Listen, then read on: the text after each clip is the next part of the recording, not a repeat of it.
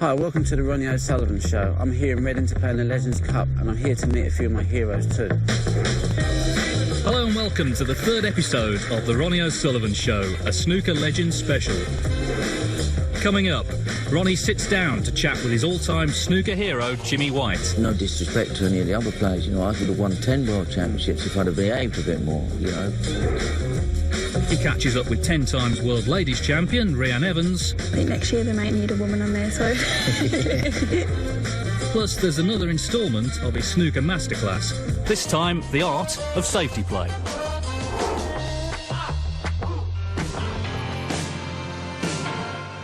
Back at the start of May, the snooker season came to a dramatic end, with Ronnie O'Sullivan narrowly losing out to Mark Selby in the World Championship final.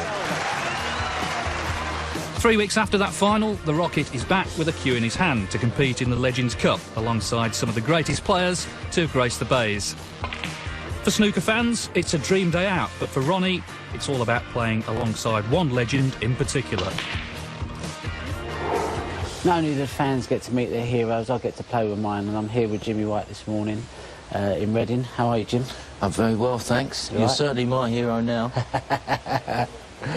You're captured in the Legends Cup this weekend. It's our third year, I think, we've been here. Yeah. What does it mean to you to sort of play in events like this? Yeah, well, it's great. Obviously, it's not a major tournament on the calendar yet, but we don't have any doubles or any team events. So this is the Legends Cup. It's our third year, and we're 11-2 up at the moment. You haven't lost one, I haven't lost one. So we're winning quite easy, but it's good fun, and there's a little bit of money involved. We're all trying to win, so it's good.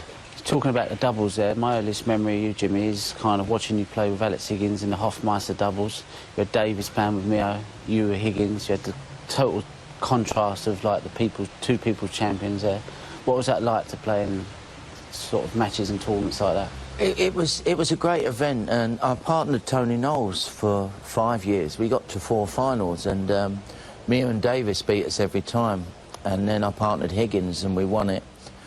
And as you know, Davis was like a machine in them days, a bit like the sort of similarities to Selby, who beat you in the World Championships. Because for me, you know, you don't play your natural game, and you know, you get tied up in too much safety. And I don't think it's our type of game, you know. And obviously, you missed a couple of balls to have really kicked on. Like I missed a few balls with Davis years ago, and he just grinds you down. And if you're not prepared mentally for enjoying that type of safety, you know, that was what Davis used to do to me all the time. But fortunately for yourself, you've seen the Davis of the winning type, and you bypassed sort of the, you know, like playing to the crowd. But your game is so entertaining for the crowd anyway. People just love the way you go about it, your speed, you're trying to create it. You know, commentators haven't got a clue when you're playing, which is great.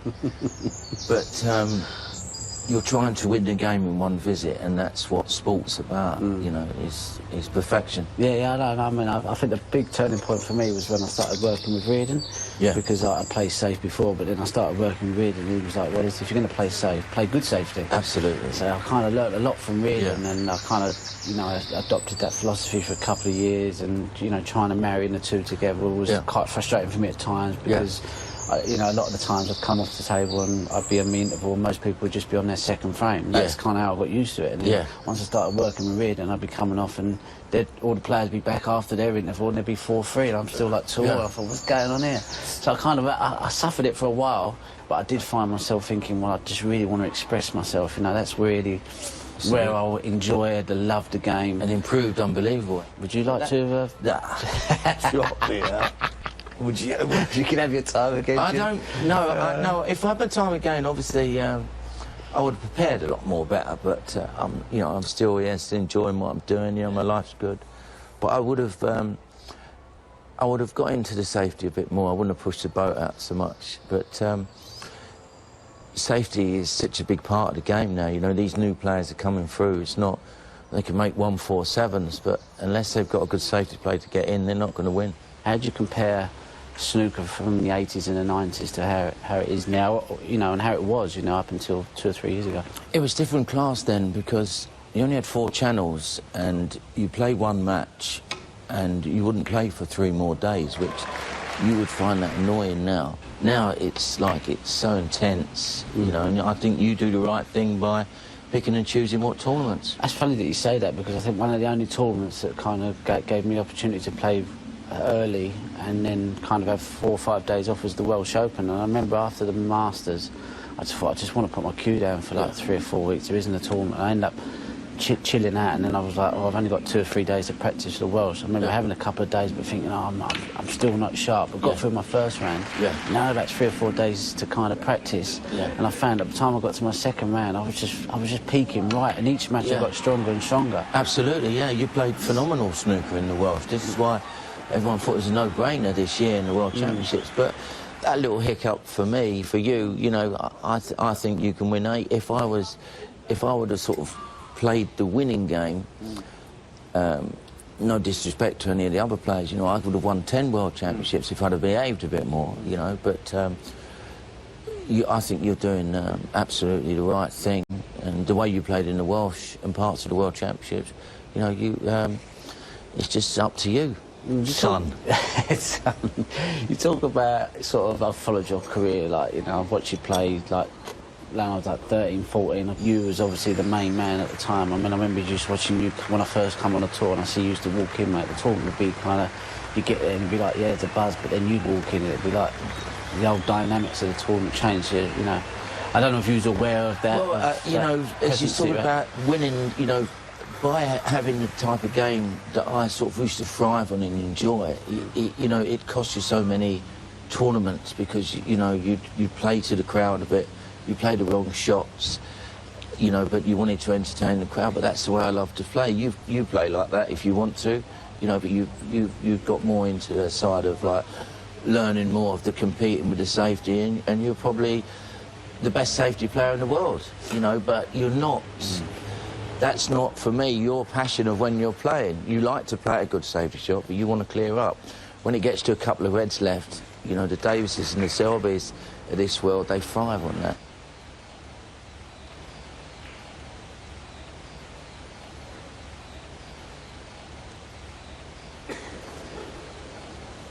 I remember I've watched so many of your matches, and I was reading about some stuff about some of the games you played, and you say that the best game you ever played was when you played Parrott in the final of the UK Championships. I was interested to read that, because obviously you've played in so many big matches, so many fantastic games, but yet that was the one that you seem to think that you couldn't play any better. Why? Well, because I won 16-14, and we was never one frame in it until the end. I'd make a 70, he'd make 100, and it was top snooker. There was, in the whole match, there was only like 2 games each side that were stolen from like 60 behind.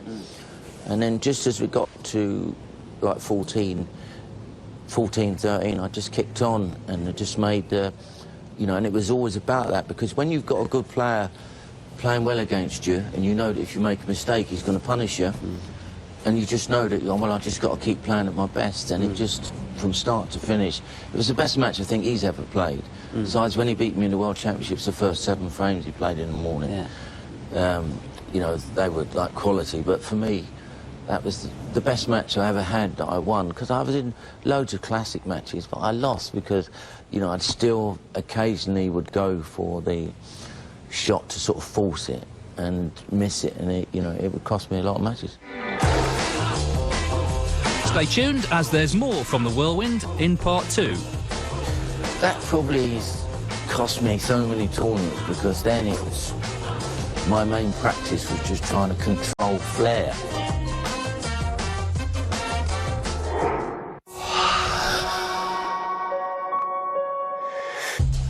Welcome back to the Ronnie O'Sullivan Show. With Ronnie starring in the Legends Cup alongside his all-time hero, Jimmy White, it gave him a bit more time to grill the Whirlwind before play started on day 2. Who inspired you, though, when you first started playing? Because, you know, we all have someone that makes... Well, Higgins was my hero, you know. For me, Higgins made the game of snooker. You know, he was flamboyant, but he was also a shot maker, and, you know, and he had plenty of bottle. You know, he could win, he'd give it 1,000,000% every time he played. And wherever he was at tournaments, he'd find a working man's club, and he'd play all day long on the worst tables ever. You know, he'd get the balls clean, put them in the microwave in the local club, and he'd just play all day. He wouldn't go to snooker clubs, he'd go to working man's clubs. Well, okay, yeah. He'd send a mate out to find which one has sort of a newish cloth, and then he'd go down there and he'd be there every day. So he was more dedicated than people think. Yeah, no, I mean, I remember, like, watching, like, I think a lot of people don't realise how good a safety player Higgins was. Oh, magic, yeah. Yeah, I remember watching him down in Blackpool, and kind of, you know, when I was first turned pro, and I remember speaking to you, and you was like, yeah, people don't realise how good a safety player. So I was watching for it, and, you know, he was a clever player, wasn't he? Very clever player, yeah. He's, you know, he was creative, and he had such natural talent that, you know, he'd find routes out with safety like no one else, you know, but he'd also like the flair shot. I'd say you're a current day player, you're attacking aggressive like the modern day player. But how would you compare the game as it is today, as it was maybe in the 80s? Well, you know, I think, and you'll agree with me, I think, that, you know, Davis was like a master, he was like a machine. He had such good cue ball control when he was in the balls. He's not lost that now, you know, and his safety play was next to none. So if you played the Nugget at his best, even if you beat the Nugget, which a player like me was open, you'd have to really, like, play well and create chances from nowhere. And if you beat the Nugget sort of well, you still feel like you was in a massive battle, you know, he's that type of player. So I think today you've got Mark Selby, you know, quality temperament, quality fighter, you know, quality player, but you've got a lot of players, you know, Ding's good at scoring, Robertson sort of solid and all that, but I think Hendry and yourself took it to a bit of the next level, but I think it's sort of, you know, apart from you two, I think the game is not that much better than it was in the 80s for me. You know, the stats show different things, but I'd get to 75, won the frame, he needs 2 snookers, I'd play a flare shot. So, you know, there wasn't that many centuries. I tend to agree with you, really. I think there's a lot of strength in depth nowadays. There's so many of them. I mean, some people I don't even recognise, but you watch them queue up and you think, well, they could all make 100 break. But I just think there's the kind of, like, if you go back 15, 20 years ago, you know, when I first turned professional, there was you, there was Hendry, there was Higgins, there was Williams. And when you look at that, I mean, that top 6 or top 8, I think me personally think that would beat this top 6 or top 8. I think the standard of the top 8 players was better than the top 8 players now. Would you agree? I agree with you, but then you've got to feel for the modern day players, because they're having these tournaments in tournaments. You know, they're going through where they have to play every week because they don't have to, but you choose not to, but they play every week. So it's hard for them to maintain their top form. In the time you was talking about, we had a lot of time off. You'd have 6 weeks off before, in between each tournament. You know, you'd only have like sort of 8, 10 tournaments a year. So, yeah, I'd agree with you to a point of the actual playing, but I think that's because of Hearns making them play all the time. So they can't improve, if you know what I mean. One other thing I want to ask you about is that the fans, obviously, you know, you're the people's champion and, you know, the most exciting player, and everyone wanting you to win, and kind of like, how did you kind of deal with that as like in a pressure way? Because I mean, I've had with similar personalities, similar to the way we play, so I've experienced a bit of that myself. Not to the level you've had it, but I kind of did feel a bit of pressure myself sometimes, that I didn't want to let the fans down, and you kind of feel like you've got this massive support from the whole country, even the world. I mean, how did you kind of cope with that, you know? Good and bad. I had a tremendous amount of support because, you know, people felt sorry for me for losing so many finals, but I got that fan base through playing the game that I played, by attacking, by entertaining, because that was my style of play. But sort of, I touched the nation in a little bit where, you know, I got beat and sort of, you know, I never screamed why I lost, and, you know, I took it sort of with dignity sort of thing. So I sort of got very close to the fans, but that comes through with the way you play, you know, and, you know, your fan base is the biggest in snooker, and that is because of the way you play. You know, they get to know you personally about your characters only after they've fallen for the way you play. Did you find that a positive, though, when you were playing in matches to have them on your side? Or was there times where you thought, I'd rather be in Stephen Hendry's backyard in Scotland playing against him and have him rooting for me to win? So I had to... Yeah, I can see what you're saying, but you know as well as I do, when you're focused, you're in the bubble. And when you're, like, really playing well, and you know when this ball goes in to make the century, you know that the cheer's going up. So there's nothing like that as well. So it's a balance, managing I think. it, managing the emotions of not getting too high or too low, just staying present. But you know, they love you, you know, because it's the way you play the game. It's a great feeling, though, knowing that when you go out there to play, that you know, the way you play, the way you know that they're for you. Absolutely, you know, in all sorts of sports, you have, how can you say, you have sort of entertainers, you have winners, like, who can entertain as well. But, you know, we're lucky to play the way we play. All right? Thanks, Jim. That's all right. Stay tuned, because after the break we'll hear from 10 times ladies world champion Rhiannon Evans, plus there's Ronnie's tips on how to become an expert in the art of safety play.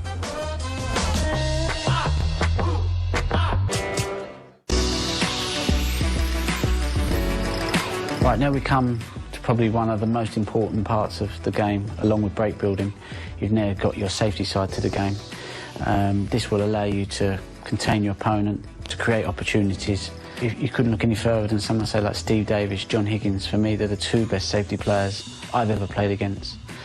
And today I'm going to be showing you one where you're trying to keep the balls tight, one where you're trying to play an aggressive attacking, and one where you're going to be playing a containing shot.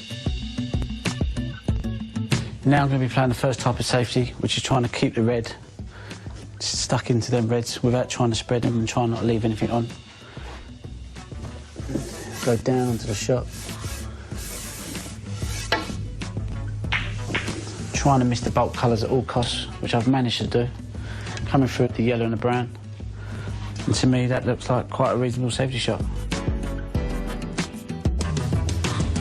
Now we go on to the second safety shot that I was talking about, and this is called the aggressive shot. You're playing well, you're feeling confident. You don't want to get tied down in those long safety battles. The reds are sort of tightly bunched together, but you've got one red out, which you can control really well. So the aim of the shot is to try and pop this, hit this red into these other reds. Again, get that white deep into that corner pocket as much as I can. And hopefully the balls are split open nice.